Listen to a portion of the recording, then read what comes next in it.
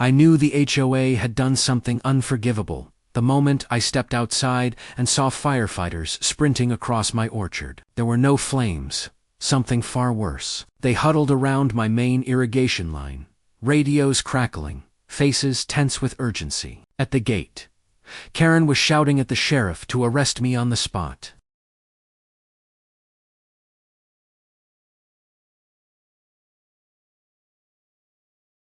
The whole neighborhood stood on their lawns, murmuring among themselves. I pushed through the crowd, clutching the orange ZIP tag, the HOA's calling card they'd used to shut off my water. But before I could speak, a firefighter stopped me cold. "Ma'am," he said, "you're not going to like what we uncovered under your soil." Linda hadn't become HOA president out of concern for the community. She did it for control. Month after month, new rules appeared, stricter landscaping codes, visual uniformity mandates, compliance inspections that felt more like interrogations each, one signed with her name, underlined twice. To her, my orchard wasn't a piece of living history. It was a flaw in her pristine suburban vision. She despised the trucks that came during harvest, my equipment, the fact that my land didn't conform to stainless steel patios and sculpted shrubs. Her enforcer, Karen, made things worse, loud, performative, always filming my property, reciting fabricated code violations, hoping I'd crack under pressure like so many others had. At HOA meetings, my orchard was discussed like a nuisance, non-conforming, outdated eyesore, a threat to neighborhood character. That's when I realized they weren't just managing me, they were trying to erase me. And the water shutoff wasn't a mistake. It was the first strike. I hadn't moved to Springwood Meadows for the HOA or the glossy brochures.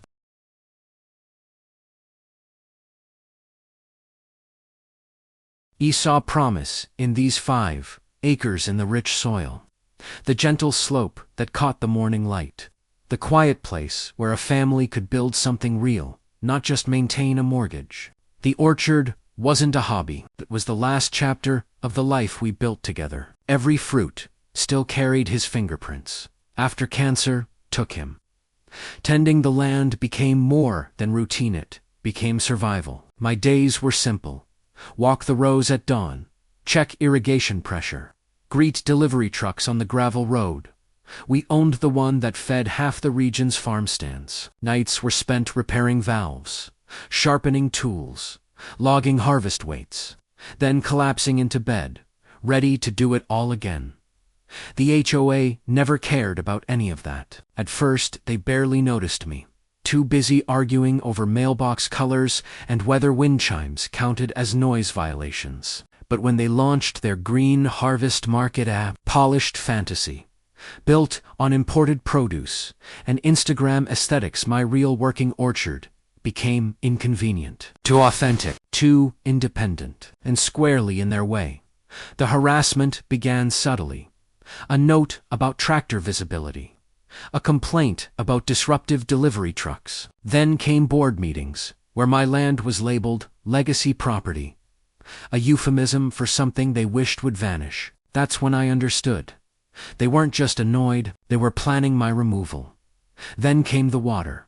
The morning the irrigation lines fell silent, I knew instantly. This wasn't mechanical failure. Someone had tampered with the system. At the HOA access point, I found a gleaming new lock on the valve, fresh scratches, an orange temporary service halt, compliance review tag, fluttering in the heat.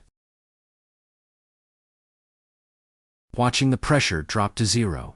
That night, I scoured the HOA's digital records and found their smoking gun.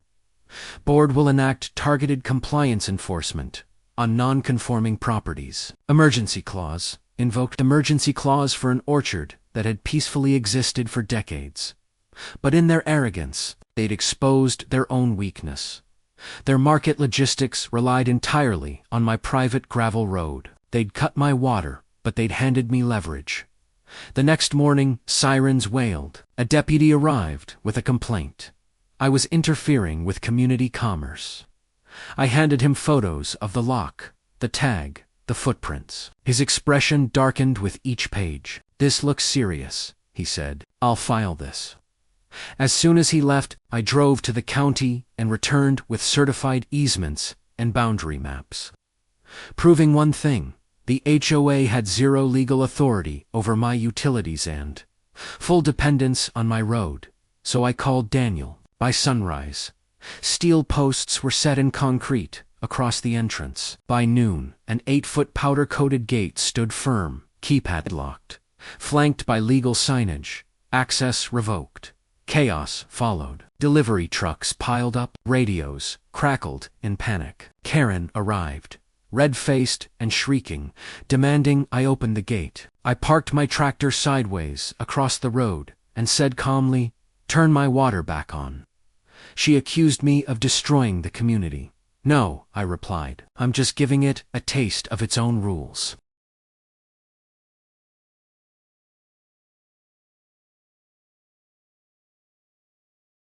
But they didn't know what was already in motion. My evidence, and the audio file where Linda coldly declared, "If she won't comply, we starve out the non-conforming lots." They wanted a fight. Now, they had a war. The emergency HOA meeting was packed: vendors, neighbors, volunteers. Linda sat like a queen defending a crumbling throne. Karen clutched papers like weapons. When I walked in, the room shifted. Linda took the mic. "This meeting concerns the disruption caused by you. A vendor cut in. You shut down her orchard and tanked our entire market. We lost thousands." A homeowner added, "You lied about why the water was cut." More voices rose, angry, unified. The city zoning inspector stood, opened a folder, and laid out the truth. Unauthorized lock, illegal tampering, parcel maps showing clear property lines, and the damning board memo authorizing targeted enforcement.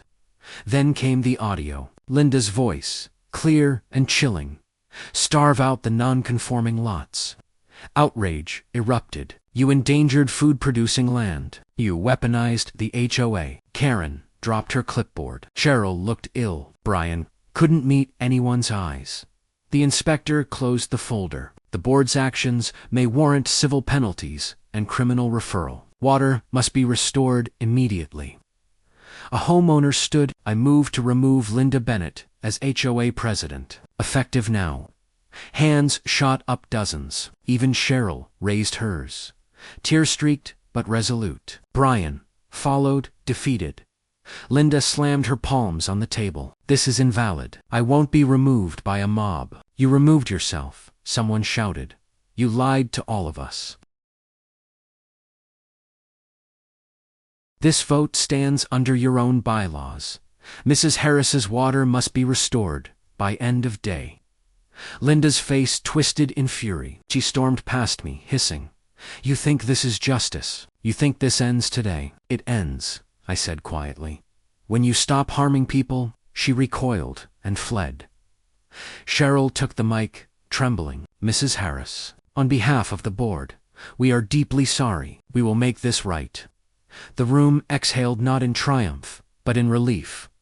The next morning, before sunrise, I stepped outside. The orchard wasn't silent anymore. Faint clicks echoed as the irrigation system awakened. Then the soft hiss of water meeting dry earth, a sound like breath returning after drowning. Leaves still drooped. Branches still bore the memory of drought, but the soil darkened with moisture. Life was returning. Neighbors appeared at the fencem with coffee.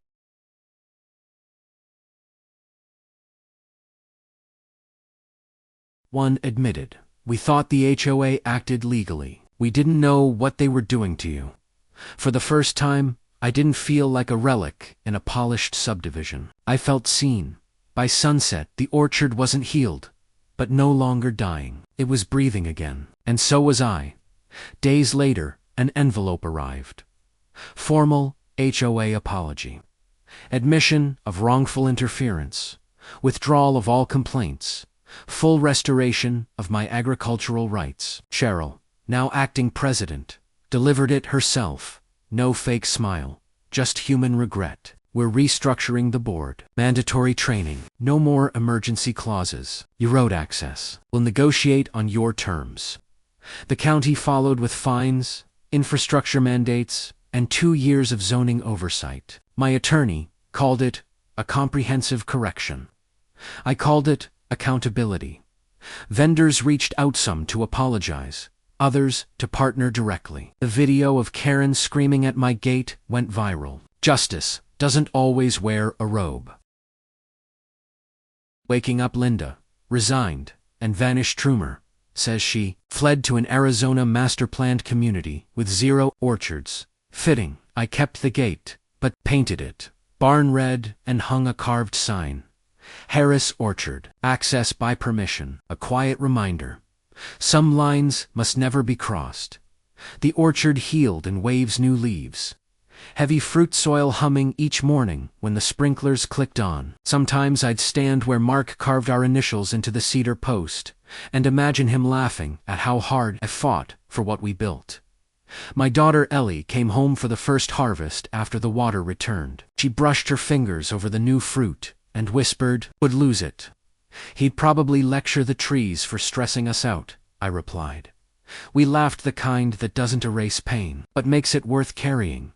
That night, alone in the orchard, moonlight filtering through swaying branches, I realized something simple and true. Some roots grow deeper after the fire. In some battles, no matter how brutal watered the spirit, instead of draining it,